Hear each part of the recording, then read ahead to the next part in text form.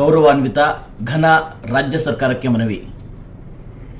ತಾವು ಮನೆಯಲ್ಲಿ ಕುತ್ಕೊಂಡು ಸುಮ್ಮನೆ ಇರೋರಿಗೆ 2,000 ರೂಪಾಯಿ ಭಾಗ್ಯ ಕೊಡದೇ ಇದ್ರೂ ಪರವಾಗಿಲ್ಲ, ಆದರೆ ದಯವಿಟ್ಟು ಕಷ್ಟಪಟ್ಟು ಕೆಲಸ ಮಾಡ್ತಿರುವಂತಹ ಸರ್ಕಾರಿ ಅತಿಥಿ ಉಪನ್ಯಾಸಕರಿಗೆ ವೇತನ ಕೊಡಿ.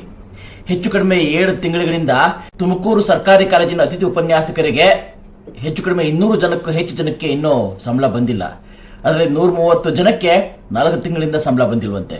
ಹಾಗಾಗಿ ಅನೇಕ ಅತಿಥಿ ಉಪನ್ಯಾಸಕರು ಇವತ್ತು ಬೀದಿ ಬದಿಲಿ ವ್ಯಾಪಾರ ಶುರು ಮಾಡಿದ್ದಾರೆ.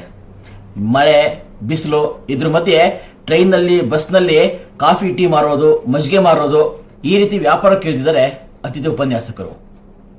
ಬೇರೆ ದೇಶಗಳಲ್ಲಿ teaching is a highest paid profession, ಆದರೆ ನಮ್ಮಲ್ಲಿ ಅದು ಬಹಳ ಲೋಯೆಸ್ಟ್. ಅಂಥದ್ರಲ್ಲಿ 7 ತಿಂಗಳು ಸಂಬಳನೇ ಕೊಡದೆ ಹೋದರೆ ಅವ್ರ ಸಂಸಾರ ಹೇಗಾಗ್ಬೇಡ. ನಿಮ್ಮ ಭಾಗ್ಯಗಳಿಂದ ಖಜಾನೆ ಏನಾಗಿದೆಯೋ ಗೊತ್ತಿಲ್ಲ, ಆದರೆ ದಯವಿಟ್ಟು ಶಿಕ್ಷಕರ ಜೀವನವನ್ನ ರಸ್ತೆಗೆ ತರಬೇಡಿ.